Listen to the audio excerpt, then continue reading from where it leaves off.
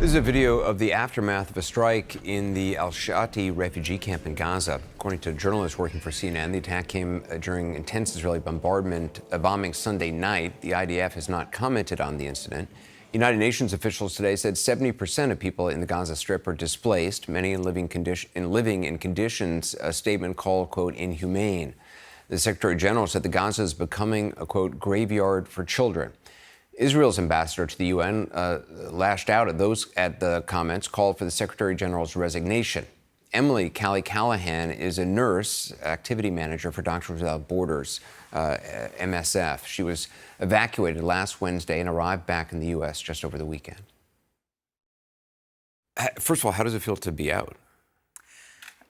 A lot of people keep asking me that, and I really don't have a good answer. I obviously have a sense of relief that I'm home and I'm with my family and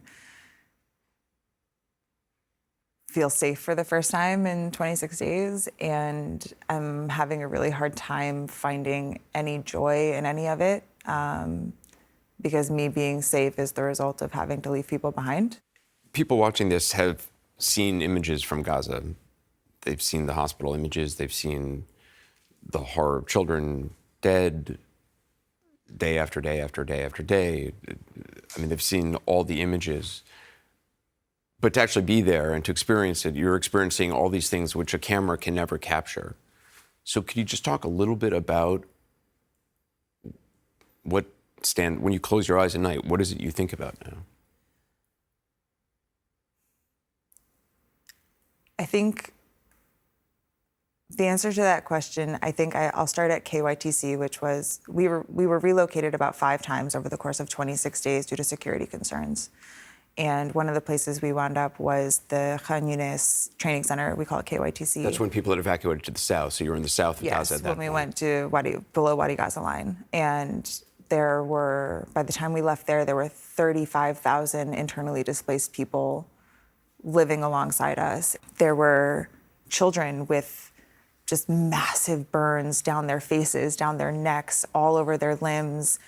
And because the hospitals are so overwhelmed, they are being discharged immediately after, and they're being discharged to these camps with no access to running water. There's 50,000 people at that camp now and 4 toilets. They're given 2 hours of water every 12 hours. There's 4 toilets for 50,000 people. Yes. And that's where we were living too. And they have these fresh, open burns and wounds and partial amputations that are just walking around these conditions. And parents are bringing their children to us going, please, can you help? Please, can you help? And we have no supplies. When in situations where there are tens of thousands of people and it is a war and people can't feed their kids, things get strange very fast and things get tough very, very fast and people turn on each other. You saw that up close. At KYTC, the reason we had to leave was because we were starting to be harassed. Desperate people who are losing loved ones right and left are angry. And they would point at me and scream American walking past. And at that point, we had no idea what was coming in the next few days. And they would yell things in Hebrew to see if we were Israeli. They accused our national staff of either being traitors or said, you're pretending to be Arab. We know that you're just pretending to be Arab. Stop lying to us. And our staff had to defend themselves. And we said to them over and over again, you don't have to stay. We understand if you want to leave us. And they said, you are family too, and we're not going anywhere. Your staff, the Palestinians who worked for MSF, or Doctors Without Borders, were concerned about your safety. We would have died within a week without them. They are the only reason we are alive. It's incredible that this took so long to get Americans, sick people, start to move through that Rafah border crossing. It's inexplicable. And we were desperate. We did a calorie count at one point based on our supplies and figured out that if all of us, there's 50 people with us living in a parking lot now, only ate 700 calories a day. If that's all we had 2 days of food left, and that's it. And our national staff took off. We had no cell service at that point, so we had no idea what had happened to them. There's bombs going off all around us because there's no safe place in Gaza. Even getting through that Rafah border crossing, what was that like? They didn't leave our side for a second. The national staff? The national because staff. They feared for your safety, even at the border crossing. They made sure they were standing between us and desperate people. They made sure that they were talking to every official that they could find, trying to push us through, trying to get us on the bus, trying to get us out. And we're standing there and we're watching these incredible men who have sacrificed everything for us, who have sacrificed time with their families, their own physical safety, their own water supply they were giving to us. And we're watching them fight to get us across the border, knowing that we were not bringing them with us. And they didn't waver. Ibrahim was right in the front with our passports, fighting so hard to get us on. And we get to Arish that night and find out his parents are dead. They were losing family members and friends. You said if it wasn't for your national staff, you think you would have been killed by people who were just desperate. We either would have starved to death or run out of water. They were the ones that negotiated all of that. Gaza's a small city, so everyone knows everyone, and they would call in favors and call their friends and say, who do you know that has food? Who do you know that's open? Where can we get this? And they would drive all over the place to find water.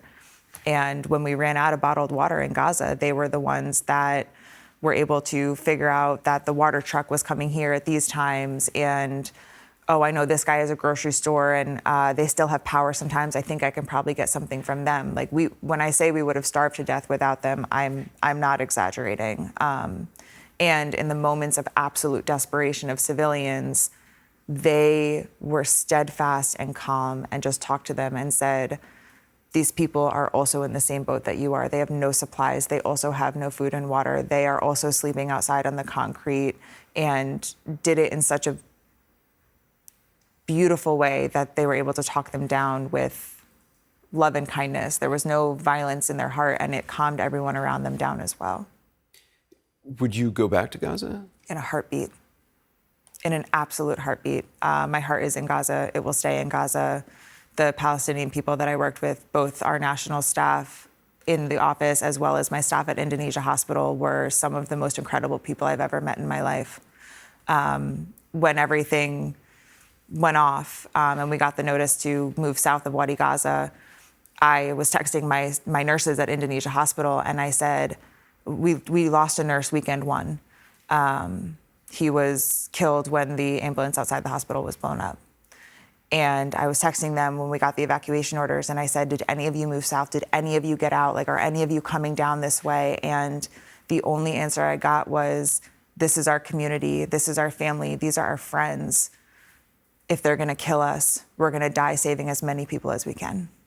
And I said, if I can ever have an ounce of the heart that you have, I will die a happy person. They were incredible. I would like to send out a reminder that there are civilians seeking shelter there, and that my doctors and nurses didn't leave out of loyalty to their community.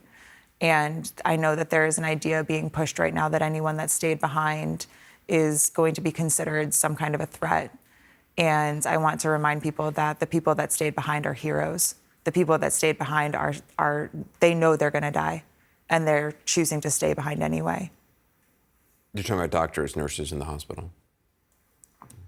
I wake up every morning and I send out a text message and I ask, are you alive?